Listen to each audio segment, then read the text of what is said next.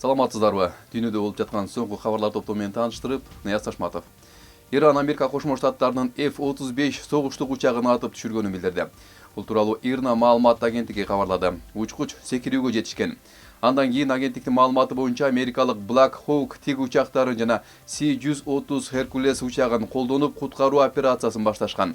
Иран күчтөрү менен аба мекиндигинде салгылашуулар болгон. Иранын маалымат каражаттарынын билдирүүлөрүнө караганда тиг учакта атып түшүрүлгөн. АКШ бул боюнча азырынча комментарий бере элек жана башка эч кандай ырастоо жок. The New York Times гезитинин маалыматы боюнча экинчи америкалык согуштук учак Ормуз кысыгынын жанында кулаган. Учкуч аман эсен куткарылган. Расмий өкүлдөрдүн айтымында A-10 Vostok чабуучу учагы Ормуз кысыгынын жанында АКШнын аскер аба күчтөрүнүн F-15I согуштук учагы Ирандын үстүнөн атып түшүрүлгөн учурда кулаган. Ирандын үстүнөн атып түшүрүлгөн АКШнын согуштук учагынын сындыктары көрсөтүлгөн бул сүрөттөрдү жума күнү Ирандын мамлекеттик маалыматтар каражаттары жарыялашты. АКШнын расмий өкүлү Рейтер агенттигине издөө куткаруу иштери F-15 согуштук учагынан секирип түшкөн 2 экипаж мүчөсүнүн бирин куткарып калганын билдирди. Бул дээрлик 5 жумалык согуштагы ушул сыяктуу биринчи белгилүү окуя. Пентагон жана АКШнын борбордук командачылыгы комментарий берүү өтүнүчтөрүнө жооп берген жок. АКШлык учкучтардын тирүү жана Ирандын ичинде качып жүргөнү АКШ үчүн кооптонууну жаратат. Ирандын мамлекеттик жаңылыктары программасынын алып баруучусу душмандын учкучтарын кармап, Иран бийлигине тирүү өткөрүп берген жарандарга сыйлык жарыялады. Алып баруучу сыйлык жөнүндө кененирээк маалымат берген жок. Ирандын революциялык гвардия корпусу учак кулаган жерге жакын аймакты иликтөөгө киришкенин билдирди. Бул окуя АКШнын президенти Дональд Трамптын өлкөнү таш дооруна кайтарып бомбалоо, анын ичинде Ирандын энергетикалык инфраструктурасына жана тузсуздандыруу заводдоруна кол салуу коркунучуна кийин болду. Ал эми ал Трондон АКШнын шарттары боюнча согушту токтотууну талап кылды. Ошентип АКШнын аскер аба күчтөрүнүн Иранга каршы согушта бир күндө 3 согуштук учагынан, бир көп максаттуу тиг учагынан айрылды. Иран кургактан басып кирүүдөн коргонууну күчөтөт деп жазат The Washington Street Journal басылмасы. Тегеран Перс булуңундагы кеңири буталарга сокку ураарын айтып коркутуп, ири жалдоо өнөктүгүн баштоо менен бирге эң ири мунай портунун айланасындагы коргонууну күчөтүүдө деп жазат басылма.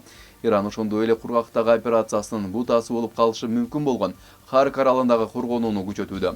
Аталган чараларга башкарылуучу ракета системаларын бекемдөө, жээкке мина коюу жана тоо кен казуу жайлары кирет.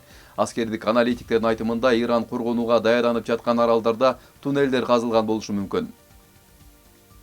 Аскердик аналитиктердин эсептөөсү боюнча Тегеранда болжол менен 1 миллион активдүү жана резервдик аскерлер бар.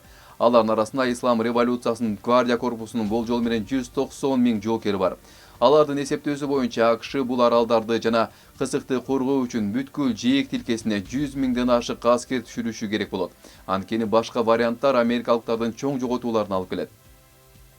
Иран Америка Кошмо Штаттарынын бардык талаптарын четке кагып, Исламабадда америкалык расмий өкүлдөрү менен жолугушуудан баш тартууда. The Wall Street Journal гезитинин маалыматы боюнча Пакистандын АКШ менен Ирандын ортосундагы ок атышууну токтотуу боюнча ортомчулук аракеттери токтоп калды. Пакистан баштаган аймактык өлкөлөр АКШ менен Ирандын ортосундагы ок атышууну токтотуу боюнча сүйлөшүүлөрдө ийгиликке жетишкен жок деп билдиришти ортомчулар жума күнү. Иран сүйлөшүүлөргө жакынкы күндөрү Исламабадда АКШнын расмий өкүлдөрү менен жолугушууну каалабай турганын расмий түрдө билдирди жана АКШнын талаптарын кабыл алынгыс деп эсептейт. Иранын март айынын башында Сауд Арабиясындагы АКШ элчилигине жасаган чабуулунан келтирилген зыян башында айтылгандан бир топ көп болгон. The Wall Street Journal гезитинин маалыматы боюнча 3-мартта Иранын дрон учагы Эр-Рияттагы АКШ элчилигине сокку урган. Бир мүнөттөн кийин дагы бир дрон биринчи чабуулдан калган жаракага тийип, имараттын так ортосунда жарылып, 3 кабатка зыян келтирилген. Австриядагы Трамптын согушуна каршы коалицияга кошулуп, АКШнын аскердик учактары үчүн аба мейкиндигин жапты деп билдирет Политико. Австрия Иран менен болгон согуштан улам АКШнын аба мейкиндигине кирүүсүнө тыюу салды. Вице-канцлер Андреас Баблер Трамптын башаламандыгына жана анын согушуна эч кандай тиешеси жок деп билдирди. Коргоо министрлиги АКШнын өтүнүчтөрү четке кагылганын ырастап, өлкөнүн нейтралдуулугуна шылтоолоду. Испания жана Италия мурда ушул сыяктуу чектөөлөрдү киргизишкен. Ал эми Франция АКШдан аскердик жүктөрдү ташкан Израилдин учактарына өтүүгө тыюу салган. Эммануэль Макрон Франция АКШнын вассалы болуусу келбей турганын айтты. Ал гегемонияга каршы туруу максатында Европа өлкөлөрүнө жана Бразилия, Жапония, Австралия, Түштүк Кореяга коалиция түзүүнү сунуштоодо. Ошондой эле ал Вашингтондун кайсарлыгы жакпай жатканын кошумчалады. Буга чейин Трамптын Франциянын президентин аялы урат экен деген сөзүнө Макрон адепсиздик жана орунсуз деп баа берген.